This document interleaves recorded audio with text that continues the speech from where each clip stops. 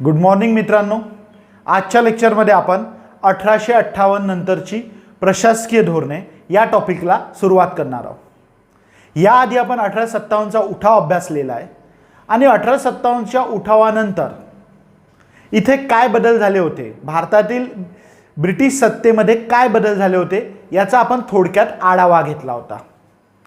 1857च्या उठावानंतर east India कंपनीची भारतातील सत्ता काढून घेण्यात आली आणि त्यानंतर भारतातील सत्ता ब्रिटिश राजसत्तेने स्वतःकडे घेतली. ब्रिटिश राजसत्तेने स्वतःकडे सत्ता घेताना काही जाहीर केले.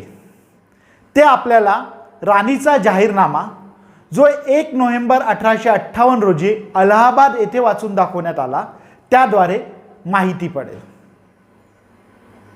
या जाहीरनाम्यामध्ये सांगण्यात आले होते की यापुढे ब्रिटिश राजसत्ता आपले विस्तारवादी धोरण अवलंबणार नाही, भारतीय राजांशी संस्थानिकांशी युद्ध करणार नाही,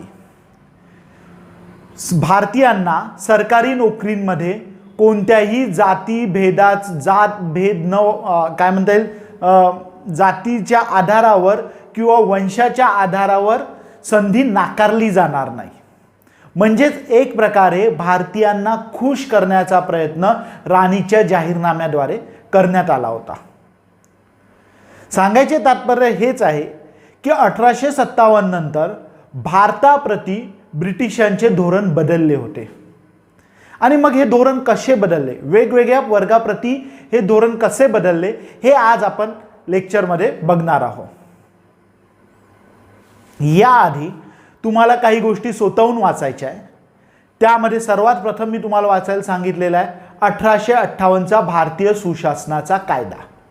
हा कायदा वाचताना तुम्हाला माइंडमध्ये काय ठेवायचं आहे की हा कायदा सुशासनासाठी केला होता. म्हणजे या कायद्यात ज्या काही बाबी किंवा ज्या काही बाबींची तरतूद केली असेल त्या सर्व बाबीद्वारे भारतीयांना कुठेतरी खुश करण्याचा प्रयत्न केला असेल.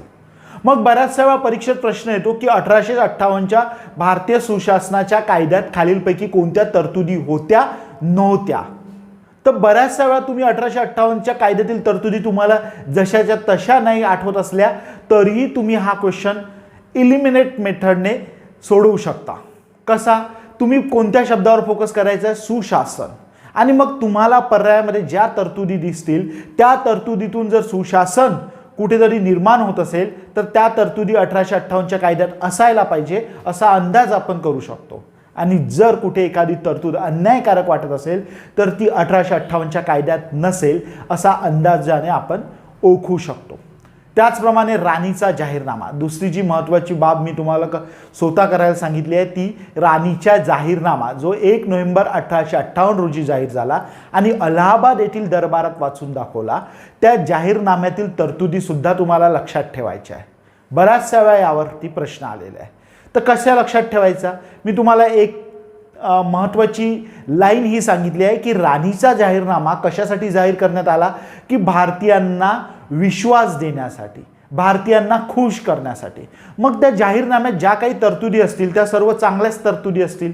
जसे त्या जाहीरनाम्यात जाहीर करण्यात आले की यापुढे संस्थानिकांसोबत संघर्ष केला जाणार नाही, संस्थाने खालसा केली जाणार नाही. कारण की संस्थाने खालसा करणे हे 1857च्या उठावाचे एक कारण होते. पुन्हा असा उठाव होऊ नये म्हणून संस्थाने खालसा केली जाणार नाही असे काय देण्यात आले, आश्वासन देण्यात आले. यापुढे विस्तारवादी धोरण अवलंबणार नाही, आम्ही युद्ध करू नाही हे आश्वासन देण्यात आले. त्याचप्रमाणे भारतीयांच्या काय म्हणता येईल सामाजिक धार्मिक बाबीमध्ये हस्तक्षेप करू नये हे सुद्धा राणीच्या जाहीरनाम्यामध्ये सांगण्यात आलं. का बरं सांगण्यात आलं असेल, कारण की आपण बघितलं की सामाजिक धार्मिक बाबीमध्ये हस्तक्षेप केल्यामुळे भारतीयांच्या धार्मिक भावना दुखावल्या होत्या आणि म्हणून 1857च्या उठावास ही बाब कारणीभूत ठरली होती. म्हणून जाहीरनाम्याद्वारे, राणीच्या जाहीरनाम्याद्वारे बाकायदा सांगण्यात आलं की यापुढे धार्मिक बाबीमध्ये हस्तक्षेप केला जाणार नाही. त्यानंतर सरकारी नोकरीमध्ये समान संधी दिली जाईल, जातीच्या आधारावर वंशाच्या आधारावर भेदाभेद केला जाणार नाही. म्हणजे या सर्व तरतुदी होत्या कशासाठी, भारतीयांना खुश करण्यासाठी. आणि भारतीयांना खुश का बरं करायचे होते, कारण की त्यांच्यामध्ये निर्माण झालेल्या असंतोषातून 1857चा उठाव झाला होता आणि हा उठाव पुन्हा होऊ नये यासाठी आता भारतीयांना कुठेतरी आश्वस्त करायचे होते, खुश करायचे होते आणि त्यासाठी हा जाहीरनामा जाहीर झाला होता. कशाचा? राणीचा. तर तुम्हाला राणीचा जाहीरनाम्यातील तरतुदी कशा लक्षात ठेवायच्या हे मी तुम्हाला सांगितलं. आता यालाच धरून आपण बदललेली प्रशासकीय धोरणे अभ्यासणार आहोत. तर मित्रांनो लक्षात घ्या, म्हणजे वेगवेगळ्या वर्गाप्रती कशा प्रकारे ब्रिटिशांची धोरणे बदलली, वेगवेगळ्या वर्गाप्रती त्यांनी कोणती धोरणे अवलंबली हे आपल्याला आता समजून घ्यायचे. सर्वात प्रथम तर आपल्याला हे लक्षात घ्यायचं आहे की 1857च्या आधी ब्रिटिशांनी भारतात सामाजिक सुधारणा करण्याचा प्रयत्न केला होता. बरोबर आहे. सतीबंदीचा कायदा केला होता, विधवा पुनर्विवाहाचा कायदा केला होता. मात्र यामुळे कुठेतरी भारतीयांच्या धार्मिक भावना दुखावल्या जात आहे हे त्यांच्या लक्षात आलं होतं आणि त्यामुळे 1857 नंतर त्यांनी सामाजिक सुधारणा करणे थांबवले. म्हणजेच लक्षात घ्या, आपण काय अभ्यास होता? 1857 नंतरची ब्रिटिशांची बदललेली धोरणे. तर त्यामध्ये सगळ्यात पहिले आपण मुद्दा अभ्यासत आहोत सामाजिक धोरणाप्रती ब्रिटिशांचे धोरण. तर 1857च्या आधी त्यांनी भारतात सामाजिक सुधारणा करण्याचा प्रयत्न केला. म्हणजे 1857च्या आधी त्यांचे धोरण पुरोगामी होते. कसे होते? पुरोगामी. मात्र 1857 नंतर त्यांनी सामाजिक सुधारणा करणे थांबवले. इथे चांगल्या बाबी किंवा चांगल्या तरतुदी करण्यास त्यांनी कुठेतरी प्रतिबंध केला. त्यांनी चांगल्या तरतुदी करण्यास पुढाकार घेतला नाही 1857 नंतर. कारण काय होते? कारण की इथल्या सामाजिक बाबीमधील हस्तक्षेपामुळे इथला एक वर्ग दुखावला जात आहे हे त्यांच्या लक्षात आले आणि त्यामुळे 1857 नंतर त्यांचे सामाजिक सुधारणाप्रती जे धोरण होते ते कसे होते? प्रतिगामी. हे दोन शब्द लक्षात ठेवा. डायरेक्ट स्टेटमेंट विचारल्या जाऊ शकते. 1857च्या आधी ब्रिटिशांचे भारताप्रती धोरण हे पुरोगामी होते. पुरोगामी म्हणजे चांगल्या सुधारणा करायच्या, आधुनिक सुधारणा घडवून आणायच्या. मात्र इथला एक वर्ग दुखावला जात आहे आणि त्यामुळे असंतोष निर्माण होत आहे. त्यामुळे त्यांनी 1857 नंतर आपले पुरोगामी धोरण बंद केले आणि त्याऐवजी प्रतिगामी धोरण अवलंबले. म्हणजेच इथल्या सामाजिक सुधारणा 1857 नंतर त्यांनी थांबवल्या. त्याचप्रमाणे 1857च्या उठावात त्यांच्या एक बाब लक्षात आली होती की हिंदू मुस्लिम जर एकता राहिली तर हे मोठ्या प्रमाणात आपल्याला आव्हान देऊ शकतात. आपण बघितलं होतं की 1857चा उठाव हे एक आदर्श उदाहरण आहे. मी तुम्हाला सांगितलं होतं की हिंदू मुस्लिम एकता 1857च्या उठावामध्ये मोठ्या प्रमाणात होती आणि अशा प्रकारची हिंदू मुस्लिम एकता 1857 नंतर कधीच झाली नव्हती. तर ही हिंदू मुस्लिम एकता आपल्याला धोकादायक ठरू शकते हे ब्रिटिशांच्या लक्षात आलं आणि त्यामुळे 1857 नंतर त्यांनी हिंदू मुस्लिम एकतेमध्ये फूट पाडण्याचे धोरण अवलंबले. आता त्यांना हिंदू मुस्लिम एकतेमध्ये फूट पाडायची आहे म्हणजेच त्यांना एका वर्गाला जवळ करावे लागेल आणि दुसऱ्या वर्गाला झिडकारावे लागेल. तर 1857 नंतर त्यांनी मुस्लिमांप्रती द्वेष भावनेचे धोरण अवलंबले. त्यांनी म्हणजे कोणी?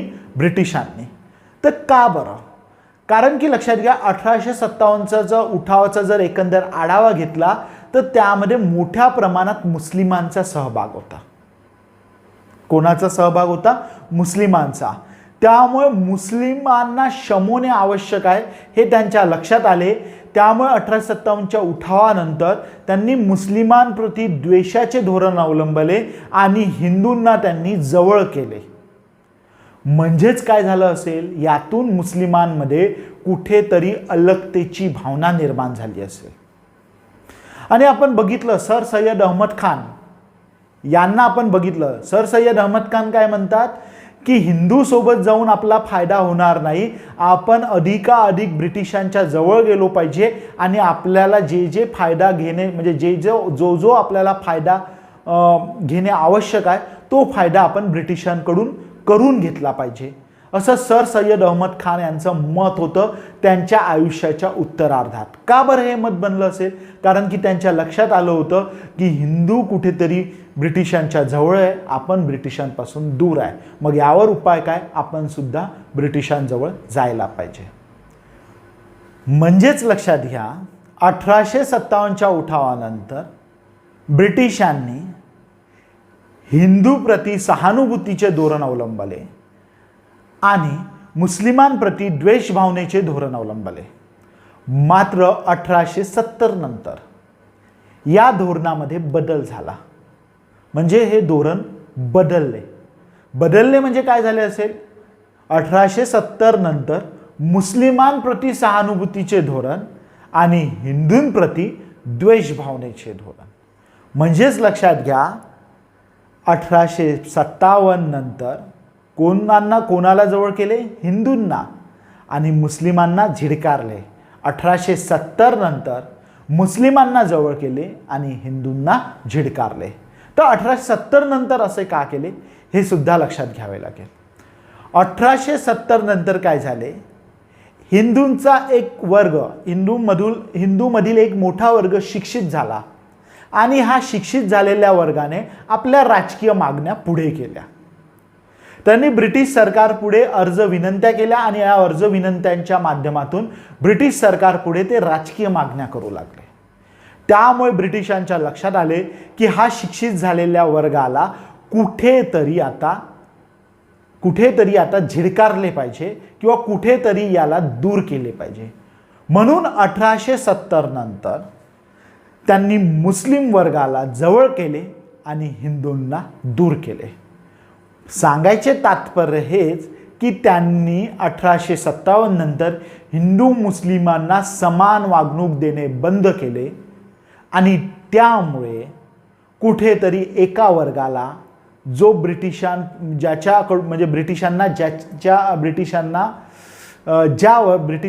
ज्या वर्गाला असमान वागणूक दिली जात होती त्या वर्गाला कुठेतरी असं वाटायला लागलं की या दुसऱ्या वर्गामुळे आपल्याला असमानतेची वागणूक मिळत आहे आणि त्यामुळे ऑब्वियसली हिंदू मुस्लिम या दोन वर्गामध्ये मतभेद निर्माण झाले आणि पुढे मग हिंदू मुस्लिम फूट मोठ्या प्रमाणात वाढत गेली आणि मग त्याची अंतिम परिणती म्हणजे आपल्याला पाकिस्तानची निर्मिती बघता येते. ठीक आहे. तर लक्षात घ्या, 1857च्या उठावानंतर तुम्हाला इथे परीक्षेच्या दृष्टीने फॅक्ट्स लक्षात ठेवायचे आहे. हिंदू मुस्लिम एकतेत फूट पाडण्यात आली आणि ती फूट कशी पाडण्यात आली? आधी हिंदूंना जवळ, मग मुस्लिमांना दूर केले. 1870 नंतर मुस्लिमांना जवळ केले आणि हिंदूंना दूर केले. ठीक आहे. पुढे मग आपण क्लास लेक्चरमध्ये मी याला आणखी इलॉबरेट करणारच आहे, मात्र परीक्षेच्या दृष्टीने जे महत्त्वाचं आहे ते मी तुम्हाला सगळं सांगितलेलं आहे. ठीक आहे. पुढे आपण मुस्लिम लीगची स्थापना कशी झाली हे सुद्धा अभ्यासू. तेव्हा म्हणजे जे मी आता एक्सप्लेन केलं आहे ते पुन्हा तेव्हा रिपीट होईलच. ठीक आहे. कधी झाली मुस्लिम लीगची स्थापना? 1906 मध्ये. कुठे झाली? ढाका येथे. ठीक आहे. त्यानंतर नेक्स्ट आपल्याला अभ्यासायचं शिक्षित भारतीयाप्रती धोरण. 1857 नंतर शिक्षित भारतीयाप्रती काय धोरण अवलंबण्यात आलं ते आपल्याला लक्षात घ्यायचं आहे. तर पहा, मी याआधी सांगितलेलं आहे की हा शिक्षित झालेला जो वर्ग होता त्याने 1870 नंतर ईस्ट इंडिया कंपनीने ब्रिटिश राजसत्तेपुढे राजकीय मागण्या करायला सुरुवात केली होती. म्हणजेच आता ब्रिटिशांच्या लक्षात आलं होतं की हा वर्ग आपल्या हक्काप्रती कुठेतरी जागृत होत आहे आणि म्हणून या वर्गाला कुठेतरी काय म्हणता येईल सप्रेस करणे, म्हणजे कुठेतरी या वर्गाला काय म्हणता येईल या वर्गाला कुठेतरी या वर्गाच्या ज्या मागण्या होत्या त्याला कुठेतरी अटकाव घालणे आवश्यक आहे हे ब्रिटिश राजसत्तेच्या लक्षात आले आणि त्यामुळे शिक्षित जो भारतीय वर्ग होता त्यांच्याप्रती कुठेतरी एक प्रतिगामी धोरण किंवा एक द्वेष भावनेचे धोरण 1870 नंतर अवलंबण्यात आले किंवा सहानुभूतीचे नसलेले धोरण, असहानुभूती म्हणजे त्यांच्याप्रती कुठेतरी सहानुभूती ठेवण्यात आली नाही. कोणाप्रती? जो शिक्षित भारतीय वर्ग होता त्यांच्याप्रती. त्याचप्रमाणे जे जमीनदार होते, ठीक आहे, जे जमीनदार होते त्यांच्याप्रतीचे धोरण काय होते 1857 नंतर ते लक्षात घ्या. आपण बघितलं की 1857च्या उठावामध्ये जमीनदारांनी मोठ्या प्रमाणात भाग घेतलेला नव्हता. का बरं भाग घेतलेला नव्हता? कारण की ब्रिटिश ईस्ट इंडिया कंपनीच्या काय म्हणता येईल सत्तेत या जमीनदार वर्गाचे हितसंबंध राखले गेले होते. जसं आपण बंगालमध्ये अभ्यासलं की जमीनदारांना जमिनीचे मालक लॉर्ड कॉर्नवॉलिसने घोषित केले होते. म्हणजे एक प्रकारे जमीनदारांप्रती ते अनुकूलच धोरण होते. जमीनदाराप्रती अनुकूल धोरण असल्यामुळे जमीनदारांनी 1857च्या उठावात भाग घेतला नाही. उलट ब्रिटिशांप्रती त्यांनी सहानुभूती ठेवली आणि त्यामुळे 1857च्या उठावानंतरही या जमीनदारांना ब्रिटिश राजसत्तेचे मित्र घोषित करण्यात आले आणि जमीनदार हेच भारतीयांचे नैसर्गिक नेतृत्व आहे असे सुद्धा घोषित करण्यात आले. म्हणजेच 1857च्या उठावानंतर जमीनदाराप्रती सहानुभूतीचे धोरण कंटिन्यू ठेवण्यात आले आणि उलट त्यांच्याप्रती आणखी सहानुभूतीचे काय म्हणता येईल आणखी सहानुभूती वाढवण्यात आली. त्यानंतर जे आहे सामाजिक सुधारणा, याच्याप्रती तर मी आधीच सामाजिक सुधारणांसंबंधी काय धोरण होते याच्या संबंधी मी तुम्हाला आधीच एक्सप्लेन केलेलं आहे की 1857च्या उठावानंतर सामाजिक सुधारणेप्रती उदासीनतेचे धोरण अवलंबण्यात आले. हे वाक्य तुम्हाला कंपल्सरी लक्षात ठेवायचं आहे. तुम्हाला असं वाटेल की 1857 नंतर सामाजिक सुधारणा वाढवल्या असेल, नाही. 1857 नंतर सामाजिक सुधारणा प्रति उदासीनतेचे धोरण अवलंबण्यात आले. का बरं अवलंबण्यात आले हे मी आधी एक्सप्लेन केलेलं आहे. ठीक आहे. त्याचप्रमाणे आणखी काही कायदे 1857च्या उठावानंतर करण्यात आले. तर ते महत्त्वाचे कायदे कोणते होते याचा आपण एक थोडक्यात आढावा आता घेऊ. 1857 नंतर जे कायदे पारित झालेले त्यांची थोडक्यात फक्त मी नावे सांगतो. त्या कायद्यातील ती कायदे तुम्ही एक वेळ वाचून ठेवायचे. ठीक आहे. नावे सांगतो आणि त्याचबरोबर त्यातल्या महत्त्वाच्या तरतुदीसुद्धा सांगतो. तुम्ही त्या वाचून ठेवायचे आणि नंतर मग त्या कायद्यावरती आपण एक विशेष लेक्चर घेऊच. ठीक आहे. आणि त्यानंतर मग आणखी काही कायदे पारित झाले, जसं कामगार कायदा पारित झालेला आहे. तर कामगार कायद्याला आपण थोडक्यात अभ्यासणार आहोत.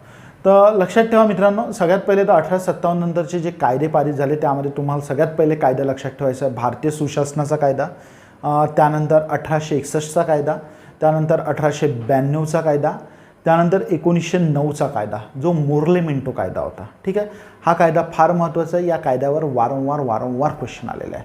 त्याचप्रमाणे 1919चा मॉन्टेग्यू चेम्स्फोर्ड कायदा आणि सर्वात शेवटी तुम्हाला लक्षात ठेवायचा आहे 1935चा कायदा. ठीक आहे. आता लक्षात घ्या 1858चा जो कायदा आहे त्याचा म्हणजे कसा लक्षात ठेवायचा हे मी तुम्हाला सांगितलेलंच आहे. 1861च्या कायद्याबद्दल एक महत्त्वाची लाईन सांगतो. हा कायदा कशासाठी पारित करण्यात आला होता? कारण की आता इथल्या सत्तेत बदल झालेला होता. याआधी भारतात सत्ता कोण चालवत होती? East India company. मात्र आता ब्रिटिश राजसत्तेने स्वतःकडे सत्ता घेतली होती आणि त्यामुळे मग आता इथल्या प्रशासनात बदल करणे आवश्यक होते आणि त्यासाठी 1861चा कायदा पारित करण्यात आला. आता लक्षात घ्या 1861चा कायदा पारित झाल्यानंतर हळूहळू या कायद्यामध्ये बदल करण्यात आले असेल.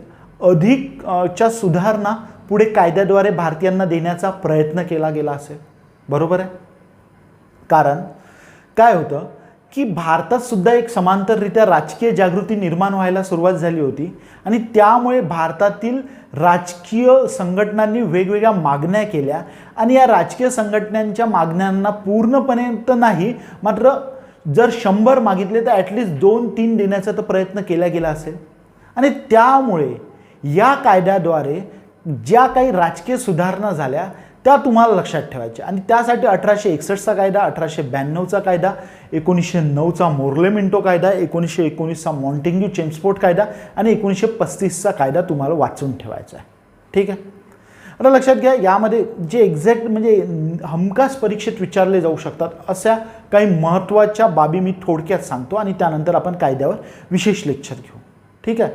1909चा कायदा, मोर्ले मिंटो कायदा, यामध्ये तुम्हाला एक बाब कंपल्सरी लक्षात ठेवायची आहे. या कायद्याने मुस्लिमांना स्वतंत्र मतदारसंघ दिले. कोणत्या कायद्याने? 1909च्या मोर्ले मिंटो कायद्याने. आता लक्षात घ्या ही महत्त्वाची घटना होती. सगळ्यात पहिले तर तुम्हाला इथे स्वतंत्र मतदारसंघ काय हे समजून घ्यायचं आहे. सध्या आपल्या इथे जे मतदारसंघ अस्तित्वात आहे ते स्वतंत्र आहे की राखीव आहे? राखीव आहे. ठीक आहे. अनुसूचित जाती आणि अनुसूचित जमातीसाठी मतदारसंघ सध्या राखीव असतात, काही मतदारसंघ राखीव असतात. तर स्वतंत्र मतदारसंघ आणि राखीव मतदारसंघ याच्यातला फरक समजून घ्या. स्वतंत्र मतदारसंघ म्हणजे असे मतदारसंघ जिथे ज्या धर्मासाठी किंवा ज्या जातीसाठी ते स्वतंत्र ठेवले असतील त्याच जातीचा किंवा त्याच धर्माचा व्यक्ती तिथे निवडणूक लढवू शकतो. ठीक आहे. स्वतंत्र मतदारसंघ म्हणजे काय? असा मतदारसंघ ज्या धर्मासाठी किंवा ज्या जातीसाठी तो स्वतंत्र म्हणून जाहीर केला गेला असेल त्याच धर्माचा किंवा त्याच जातीचा व्यक्ती तिथे निवडणूक लढवू शकतो आणि त्या व्यक्तीला मतदान कोण करू शकतात? त्याच धर्माचे किंवा त्याच जातीचे व्यक्ती. ठीक आहे. ही झाली स्वतंत्र मतदारसंघाची व्याख्या. आता दुसरं लक्षात घ्या, राखीव मतदारसंघ जे अजूनही भारतात अस्तित्वात आहे त्याचा अर्थ काय? सपोज आपण घेऊ एखादा मतदारसंघ अनुसूचित जातीसाठी राखीव आहे. ठीक आहे. तर याचा अर्थ काय होते? त्या मतदारसंघात निवडणूक कोण लढू शकेल? अनुसूचित जातीचेच उमेदवार. ठीक आहे. म्हणजे इथपर्यंत तर स्वतंत्र मतदारसंघ आणि राखीव मतदारसंघ सारखे आहे. ठीक आहे. एखादा जर मतदारसंघ अनुसूचित जातीसाठी राखीव असेल तर तिथे निवडणूक कोण लढू शकेल? तिथे निवडणूक कोण लढू शकेल? अनुसूचित जातीचाच उमेदवार. बरोबर आहे. मात्र मतदान कोण करेल? त्या मतदारसंघातील सर्व लोक. स्वतंत्र मतदारसंघात काय होते? त्याच जातीचा किंवा त्याच धर्माचा व्यक्ती निवडणूक लढवतो, उमेदवार निवडणूक लढवतात आणि त्याच धर्माचे जातीचे लोक मतदान करतात. राखीव मतदारसंघात मात्र तसं नसते. ज्या धर्मासाठी ज्या जातीसाठी मतदारसंघ राखीव ठेवलेला असतो, ज्या धर्मासाठी जातीसाठी मतदारसंघ राखीव ठेवलेला असतो त्या धर्माचा त्या जातीचा व्यक्ती निवडणूक लढवतो, मात्र मतदान सर्व करतात. ठीक आहे. हा फरक लक्षात घ्या. आता लक्षात घ्या कोणते मतदारसंघ फूट पाडण्यास कारणीभूत असतात हे तुम्हाला लक्षात घ्यायचं आहे. राखीव की स्वतंत्र? तर लक्षात घ्या राखीव मतदारसंघ अजूनही अस्तित्वात आहे, म्हणजे राखीव मतदारसंघाने नक्कीच फूट पडत नसेल. का बरं? कारण की उमेदवार जरी विशिष्ट जातीचा किंवा धर्माचा असला तरी त्याला मतं मागण्यासाठी सर्वांकडे जावं लागते आणि त्यामुळे त्याला सगळ्यांचेच हितसंबंध लक्षात घ्यावे लागते. स्वतंत्र मतदारसंघात मात्र तसं नसते. जर मुस्लिमांना स्वतंत्र मतदारसंघ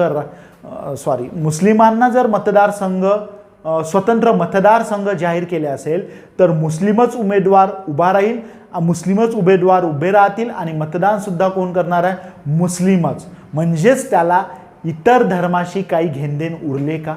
नाही. आणि म्हणून तो इतर धर्माप्रती सहानुभूती ठेवेल किंवा त्याचे हितसंबंधांचा विचार करेल का? नाही. म्हणजेच लक्षात घ्या स्वतंत्र मतदारसंघ हे फूट पाडण्यास कारणीभूत ठरतात. बरोबर आहे. इथेच तुम्हाला यालाच धरून जातीय निवाडा तुम्हाला लक्षात ठेवायचा आहे, जो कधी जाहीर झाला होता? 16 ऑगस्ट 1932. पुढे आपण अभ्यासूच त्याला. ठीक आहे. या जातीय निवाड्यामध्ये काय होतं हे लक्षात ठेवा. म्हणजे यावर बऱ्याचशा वेळा तुम्हाला प्रश्न विचारेल की जो 16 ऑगस्ट 1932 मध्ये महात्मा गांधी आणि डॉक्टर बाबासाहेब आंबेडकर यांच्यामध्ये जो करार झाला होता, ठीक आहे, जो कोणत्या नावाने ओळखला जातो? जातीय निवाडा या नावाने ओळखला जातो. त्यामध्ये खालीलपैकी कोणते मतदारसंघ जाहीर झाले होते? आणि तिथे पर्याय असतात स्वतंत्र, राखीव. आणि बऱ्याचशा वेळा आपला कन्सेप्च्युअली आपण क्लिअर नसल्यामुळे स्वतंत्र राखीवमध्ये कन्फ्यूज होतो. तर इथे थोडक्यात लक्षात घ्या, त्याचा उल्लेख आला आहे तर मी तुम्हाला सांगतो की डॉक्टर बाबासाहेब आंबेडकर यांचं म्हणणं काय होतं की दलितांना स्वतंत्र मतदारसंघ देण्यात यावे. पहिल्या, दुसऱ्या आणि तिसऱ्या तिन्ही गोलमेज परिषदेमध्ये त्यांनी ही मागणी उचलून धरली होती. डॉक्टर बाबासाहेब आंबेडकर तिन्ही गोलमेज परिषदेला उपस्थित होते. ठीक आहे. पहिली गोलमेज परिषद कधी झाली होती? 1930-31 मध्ये, दुसरी 32 आणि तिसरी 33. ठीक आहे. अशा 3 गोलमेज परिषदा झाल्या होत्या. पहिली 30 मध्ये, दुसरी 31 मध्ये आणि तिसरी 32 मध्ये. ठीक आहे. या तिन्ही गोलमेज परिषदेला डॉक्टर बाबासाहेब आंबेडकर उपस्थित होते. त्यांची मागणी काय होती? दलितांना स्वतंत्र मतदारसंघ. मात्र महात्मा गांधी यांचा दलितांना स्वतंत्र मतदारसंघ देण्यास विरोध होता. कारण काय होते? कारण की दलितांना जर स्वतंत्र मतदारसंघ जाहीर झाले तर पूर्णपणे ते वेगळे होतील आणि त्यामुळे हिंदूंशी असलेले त्यांचे संबंध पूर्णपणे काय म्हणता येईल म्हणजे एक हिंदूंशी म्हणजे पुन्हा तेच पुन्हा म्हणजे काय फूट पडेल. सरळ सरळ काय हिंदू धर्मात ती एक मोठी फूट राहील असं कोणाचं म्हणणं होतं? महात्मा गांधींचं. त्यामुळे त्यांनी स्वतंत्र मतदारसंघाला विरोध केला. पुढे डॉक्टर बाबासाहेब आंबेडकर म्हणजे जो आहे काय म्हणू आपण रॅमसे मॅकडोनाल्ड याच्याद्वारे स्वतंत्र मतदारसंघ जाहीर झाले. कोणाला? दलितांना. त्यावर महात्मा गांधींनी उपोषण सुरू केले. उपोषण केल्यानंतर मग महात्मा गांधी आणि डॉक्टर बाबासाहेब आंबेडकर यांच्यामध्ये बोलणी झाली आणि बोलणीतून पुणे करार झाला. ठीक आहे. जो 16 ऑगस्ट 1932चा आहे तो जातीय म्हणजे लक्षात घ्या आता थोडं तुम्ही कन्फ्यूज नका हो. रॅमसे मॅकडोनाल्ड याने जे जाहीर केलं ते आहे जातीय निवाडा. ठीक आहे. जातीय निवाड्याद्वारे रॅमसे मॅकडोनाल्ड यांनी 3ऱ्या गोलमेज परिषदेनंतर ठीक आहे आता इथून लक्षात ठेवा बरोबर रॅमसे मॅकडोनाल्ड याने 3ऱ्या गोलमेज परिषदेनंतर जे जाहीर केलं ते काय आहे? जातीय निवाडा. या जातीय निवाड्याद्वारे दलितांना स्वतंत्र मतदारसंघ जाहीर झाले. मात्र स्वतंत्र मतदारसंघाला कोणाचा विरोध होता? महात्मा गांधींचा. कोणाचा विरोध होता? महात्मा गांधींचा. त्यामुळे महात्मा गांधींनी पुणे येथे काय सुरू केले? उपोषण सुरू केले. पुणे इथे उपोषण सुरू केल्यानंतर डॉक्टर बाबासाहेब आंबेडकर आणि महात्मा गांधी यांच्यामध्ये बोलणी सुरू झाली आणि या बोलणीतूनच मग पुढे जे कन्क्लुजन निघालं ते आपल्याला दिसते पुणे करारामध्ये. पुणे करार झाला कोणामध्ये? महात्मा गांधी आणि डॉक्टर बाबासाहेब आंबेडकर यांच्यामध्ये. आणि या पुणे कराराने काय म्हणता येईल काय ठरलं की स्वतंत्र मतदारसंघाऐवजी राखीव मतदारसंघ मागायचे किंवा राखीव मतदारसंघाची मागणी करायची. म्हणजेच लक्षात घ्या रॅमसे मॅकडोनाल्ड याच्याद्वारे जो जातीय निवाडा घोषित झाला होता तो काय होता? त्यामध्ये कोणते होते मतदारसंघ? स्वतंत्र मतदारसंघ. आणि पुणे कराराने कोणती मागणी केली? कोणती? राखीव मतदारसंघाची. हे तुम्हाला इथे लक्षात ठेवायचं आहे. ठीक आहे. तर 1909च्या कायद्याने कोणाला स्वतंत्र मतदारसंघ दिले? मुस्लिमांना. त्यानंतर तुम्हाला लक्षात ठेवायचं आहे 1919च्या मॉन्टेग्यू चॅम्सफोर्ड कायद्याने प्रांतात दुहेरी शासन पद्धती सुरू केली. ठीक आहे. एक महत्त्वाचं काय होतं ते नंतर आपण अभ्यासूच. ठीक आहे. 1919च्या कायद्याने प्रांतात दुहेरी शासन पद्धती सुरू केली. 1935च्या कायद्याने 1919च्या कायद्यामध्ये जी दुहेरी शासन पद्धती सुरू झाली होती ती 1935च्या कायद्याने रद्द केली. ठीक आहे. हे महत्त्वाचे वाक्य आहे. कंपल्सरी लक्षात ठेवा.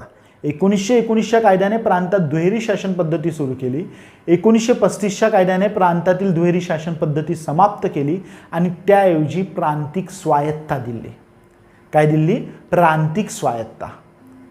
तर पहा इथे आपण महत्त्वाचे 3 1909चा कायदा मुस्लिमांना स्वतंत्र मतदारसंघ, 1919चा कायदा प्रांतामध्ये दुहेरी शासन पद्धती, 1935चा कायदा प्रांतामधील दुहेरी शासन पद्धती समाप्त आणि प्रांतांना प्रांतिक स्वायत्ता. ठीक आहे. त्यानंतर आपल्याला अभ्यासायचे आहे कामगार कायदे. तर हे कामगार कायदे का बरं पारित करण्यात आले आणि मग ह्या कामगार कायद्यामध्ये काय तरतुदी होत्या हे आता आपण अभ्यासू. ठीक आहे. आणि जे मी कायद्यांचा उल्लेख केलेला आहे याच्यावर आपण नंतर एक सेपरेट लेक्चर घेऊ. आधी तुम्ही ते कायदे थोडक्यात वाचून ठेवा. ठीक आहे. तर आता आपण अभ्यासूया कामगार कायदे.